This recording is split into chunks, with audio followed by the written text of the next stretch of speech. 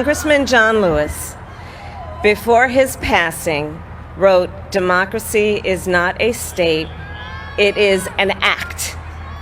And what he meant was that America's democracy is not guaranteed. It is only as strong as our willingness to fight for it.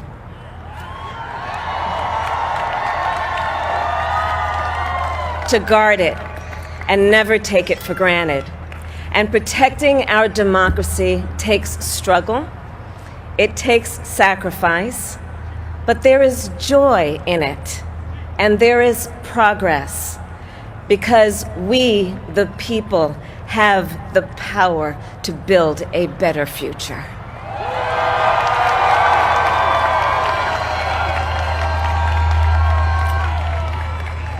And when our very democracy was on the ballot in this election, with the very soul of America at stake, and the world watching, you ushered in a new day for America.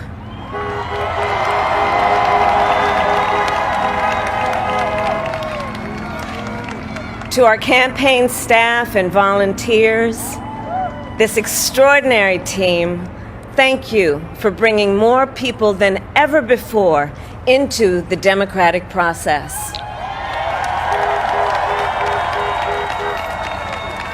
And for making this victory possible. To the poll workers and election officials across our country who have worked tirelessly to make sure every vote is counted, our nation owes you a debt of gratitude.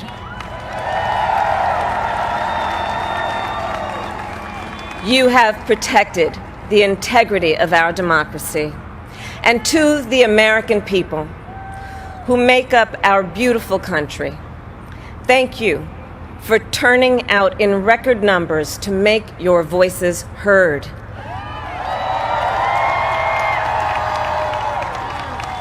And I know times have been challenging, especially the last several months. The grief, sorrow, and pain, the worries and the struggles.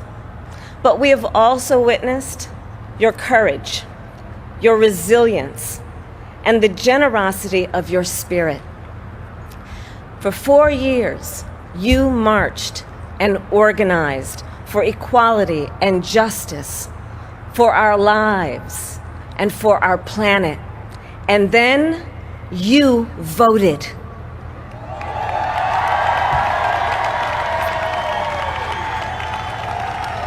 And you delivered a clear message. You chose hope and unity, decency, science, and yes, truth.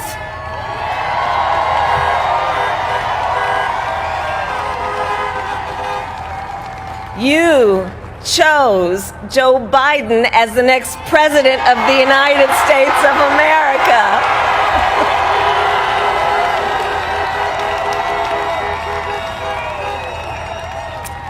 And Joe is a healer, a uniter, a tested and steady hand, a person whose own experience of loss gives him a sense of purpose that will help us as a nation reclaim our own sense of purpose. And a man with a big heart who loves with abandon. It's his love for Jill, who will be an incredible First Lady.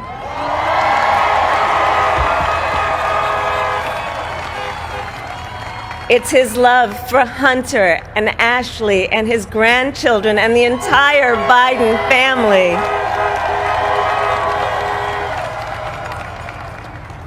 And while I first knew Joe as vice president, I really got to know him as the father who loved Bo, my dear friend who we remember here today. And to my husband, Doug,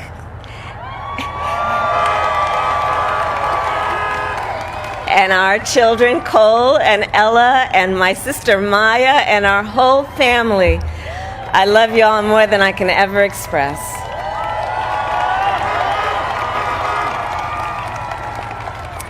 We are so grateful to Joe and Jill for welcoming our family into theirs on this incredible journey. And to the woman most responsible for my presence here today, my mother, Shyamala Gopalan Harris, who is always in our hearts. When she came here from India at the age of 19, she maybe didn't quite imagine this moment. But she believed so deeply in an America where a moment like this is possible. And so I am thinking about her and about the generations of women, Black women,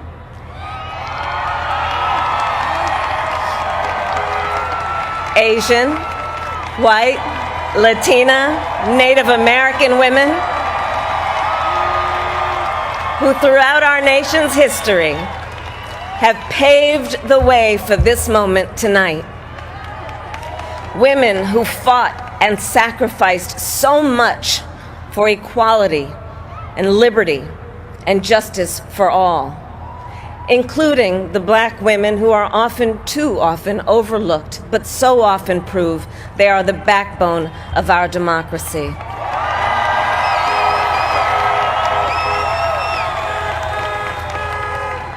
All the women who have worked to secure and protect the right to vote for over a century, 100 years ago with the 19th Amendment, 55 years ago with the Voting Rights Act, and now in 2020 with a new generation of women in our country who cast their ballots and continued the fight for their fundamental right to vote and be heard.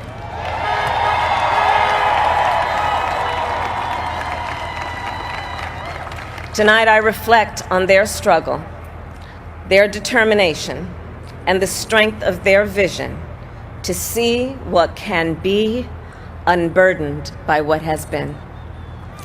And I stand on their shoulders.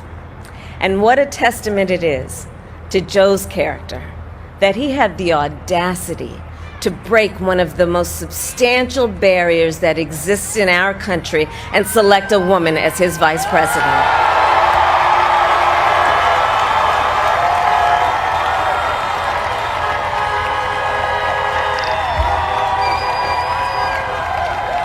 But while I may be the first woman in this office, I will not be the last.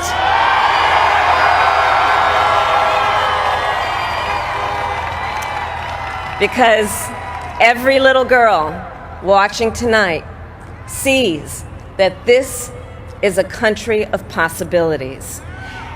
And to the children of our country, regardless of your gender, our country has sent you a clear message. Dream with ambition, lead with conviction, and see yourselves in a way that others may not, simply because they've never seen it before. But know that we will applaud you every step of the way.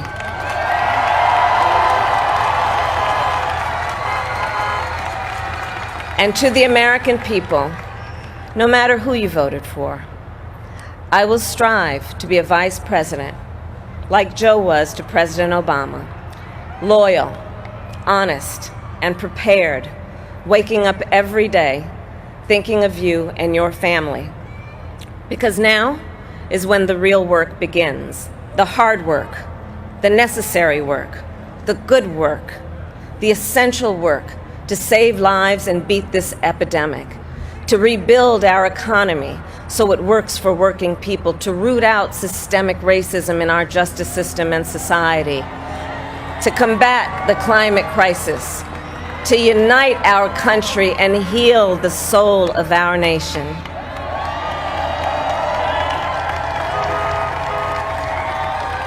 And the road ahead will not be easy, but America is ready. And so are Joe and I.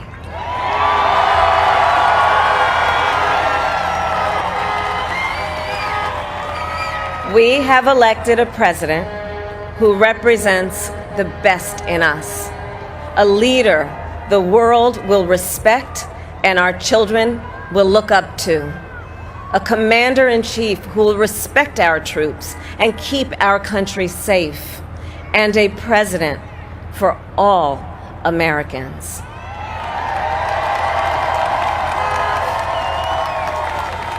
And it is now my great honor to introduce the President-elect of the United States of America, Joe Biden.